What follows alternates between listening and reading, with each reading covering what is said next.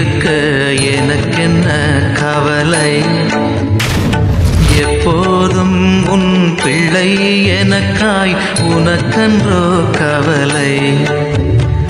இயேசுவுக்கு பிரியமான அன்பு இறை உறவுகளே, நண்பர்களே, இது சிறப்பாக இந்த புதிய நாளிலே உங்களை சந்திப்பதிலே மகிழ்ச்சி. இன்று சனிக்கிழமை அன்னை மரியாளுக்கு ஒப்பு கொடுக்கப்பட்ட நாள். இந்த நாளிலே அன்னை மரியாளினுடைய தோழமையிலே, அந்த தாயினுடைய அரவணைப்பிலே ஒவ்வொரு நாளும் வாழ முயற்சிப்போம்.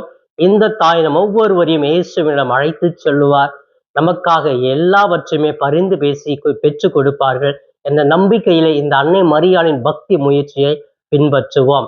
இதோ சிறப்பாக இந்த நாளை புன்முறுவலோடு மகிழ்ச்சியோடு தொடங்கி இந்த நாள் முழுவதும் இறை பிரசன்னத்தோடு வாழ முயற்சி எடுப்போம். பிரியமானவர்களே, சிறப்பாக இன்றைய மன்னா என்ற இந்த நிகழ்ச்சியின் மூலமாக இன்று நம்முடைய தாயாம் திரு அவை நமக்கு கொடுக்கிற உன்னதமான மன்னா உணவு மத்தேயு நற்செய்தி 6ஆம் அதிகாரம் 24 34 முடிய பகுதிகள். பிரியமானவர்களே, எனக்குரிய 10 வசனங்களை நாம் படிக்கிற பொழுது இயேசு கிறிஸ்து முதல்ல சொல்றார். என்ன சொல்றாரு? ஒருவன் இரு தலைவருக்கு பணிவிட செய்ய முடியாது. எப்படிங்க ஒரு ஆளு 2 தலைவனுக்கு வேலை செய்ய முடியுமா? ரொம்ப கஷ்டம் இல்லைங்களா? ஏன் அந்த மாதிரி நம்ம செய்யறோம் அப்படின்னு சொன்னா, ஒருவேளை கவலை, நான் தனியா ஒரு ஆள்கிட்ட சம்பாரிச்சு என் குடும்பத்தை நடத்த முடியாது, எனக்கு நிறைய தேவைகள் இருக்குது, நிறைய கஷ்டங்கள் இருக்குது, கவலை இருக்கிறது, அதெல்லாம் நிறைவடையணும் அப்படின்னு சொன்னா நான் ஒரே நேரத்துல 2 தலைவனுக்கு ஊழியம் செஞ்சேன்னா 2 சம்பளம் கிடைக்கும் அப்படின்னு சொல்லி போய் செய்வோம். ஆனா அது செய்ய முடியுமா, சாத்தியமானா அது கஷ்டம் அப்படின்னு சொல்றார். பாருங்க, ஒரு தலைவன் ஒரு வேலை சொல்றாரு, அதே நேரத்துல இன்னொரு தலைவர் அந்த வேலை சொல்றாரு. எந்த வேலையை செய்வோம்? செய்ய முடியுமா? முடியாது. பிரியமானவர்கள், எங்களுடைய களப்பணியில சிறப்பாக குருத்துவ பணி வாழ்வில எங்கள் குருவாகிறதுக்கு முன்பாக எங்களுக்கு ஒரு ஃபார்மேஷன்லாம் இருக்கு. அந்த ஃபார்மேஷன்ல ரீஜன்ஸ்ன்னு சொல்லுவாங்க, களப்பணி அனுபவம். அப்போ ஒரு பங்குல என்னை போட்டு இருந்தாங்க. அப்ப அந்த பங்குல 6 சாமியாருங்க இருந்தாங்க. ஒரே நேரத்துல அப்பெல்லாம் இந்த மாதிரி ஆன்லைன் டிரான்சாக்ஷன் எதுவுமே கிடையாது. ட்ரெயின் புக் பண்ணாக்கா ட்ரெயின்ல போய் அந்த கியூல நிக்கணும். 1 மணி நேரம், 2 மணி நேரம், சில மணி நேரம், 3-4 மணி நேரம் நின்று இருக்கிறேன். அந்த மாதிரி நின்று லைன்ல போயிட்டு அங்க நம்ம யாருக்கு புக் பண்றோமோ அவங்க எழுதி கொடுத்து டிக்கெட் வாங்கிட்டு வரணும். அந்த மாதிரி 3 மணி நேரமா ஒரு நாள் நின்றுட்டு இருக்கிறேன்.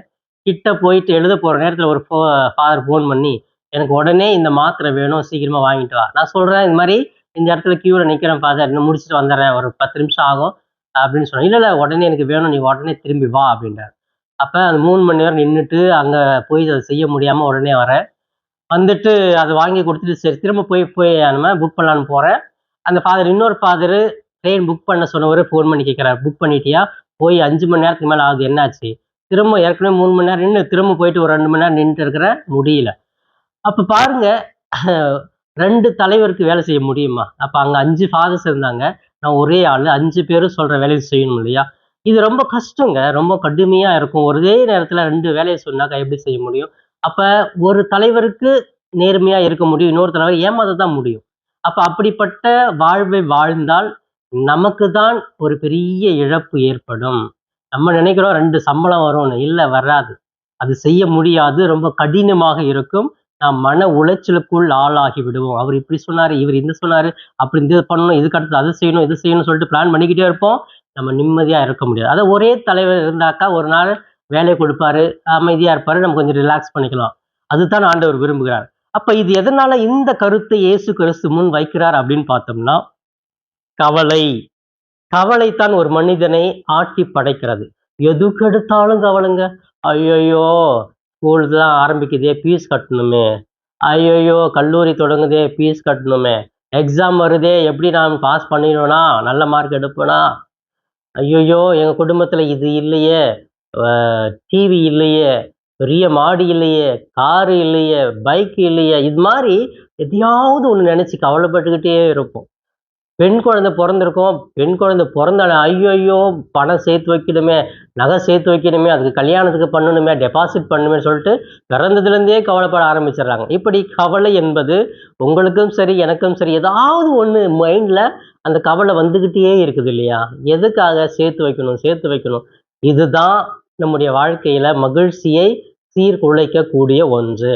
அந்த கவலை வந்துடுச்சுன்னா மகிழ்ச்சியாக இருக்க முடியாது. எது இருந்தாலுமே மகிழ்ச்சியாக இருக்க முடியாது. அந்த கவலை வேண்டாம் அப்படிங்கிற இயேசு சொல்றார். எதை பத்தி கவலை வேண்டாம்? உண்ணுகிற உணவை பத்தி கவலைப்பட வேணாம். உறங்குகிற இடத்தை பத்தி கவலைப்பட வேணாம். எல்லாமே கடவுள் உங்களுக்கு கொடுப்பார். இதுதான் டிபெண்டன்சி. நான் கடவுள் மீது சார்ந்து, கடவுளை சார்ந்து இருக்கிறேன். அந்த சார்பு தன்மையத்தான் ஆண்டவர் சொல்றீங்க. கடவுளை சார்ந்து இருந்தா நீ எதுக்கு கவலைப்படுற? ஏன் அந்த கவலை? கவலைப்படாதி என்றும் கவலைப்படாதி, கவலைப்படாதி என்றும் கவலைப்படாதி. உயிர் வாழ எதை உண்பதோ உடலுக்கு எதை உடுப்பதென்று கவலைப்படாதி என்றும் கவலைப்படாதி, கவலைப்படாதி என்றும் கவலைப்படாதி. பறவைகளை பாருங்கள், அவை விதைப்பதும் இல்லை, நூற்பதும் இல்லை, களஞ்சியம் சேர்ப்பதும் இல்லை. இறைவன் அதற்கு உணவளிக்கின்றார், இறைவன் அதற்கு உணவளிக்கின்றார். கவலைப்படாதி என்றும் கவலைப்படாதி, கவலைப்படாதி என்றும் கவலைப்படாதி. ஆம் பிரியமானவர்களே, இந்த கவலை எதுக்குமே இல்லை.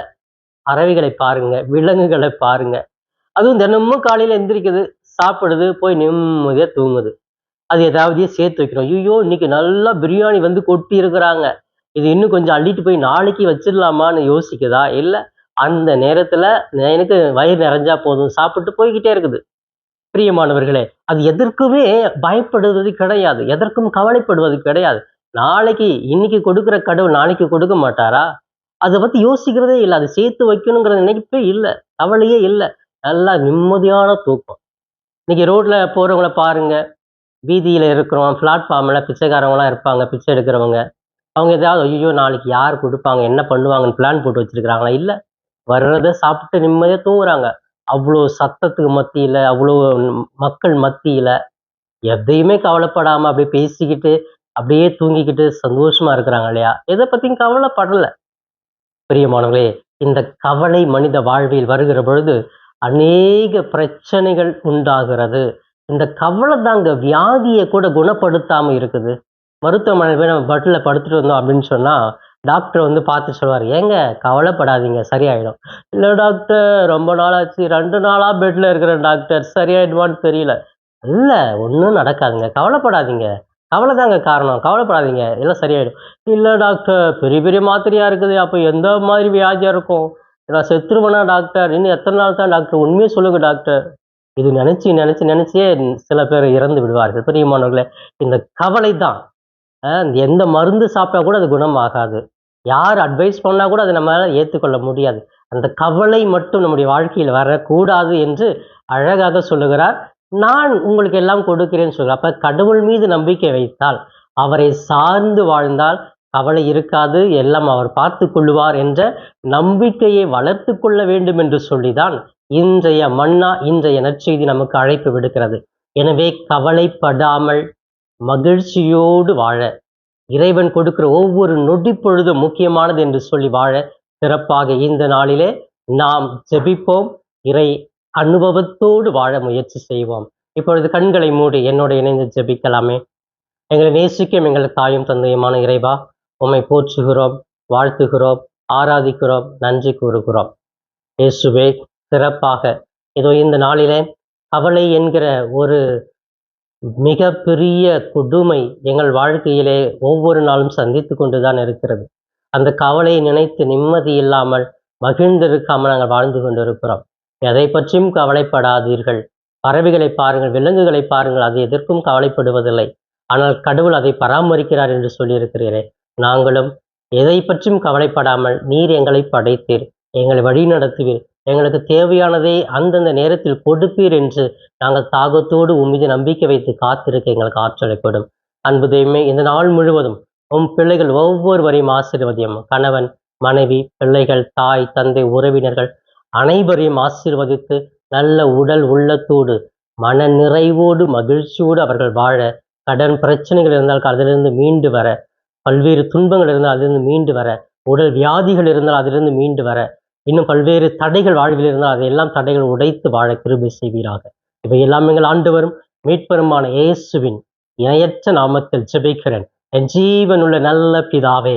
ஆமேன், ஆமேன். பிரியமானவர்களே, இந்த நாள் இனிய நாளாக, இறையருளை நிறைவாக கொடுக்கும் நாளாக அமைய வாழ்த்துகிறேன். உங்களுக்காக என்னுடைய தனிப்பட்ட ஜெபத்திலும் திருப்பலியிலும் ஜெபிக்கிறேன். இயேசுவுக்கே புகழ், மரியே வாழ்க.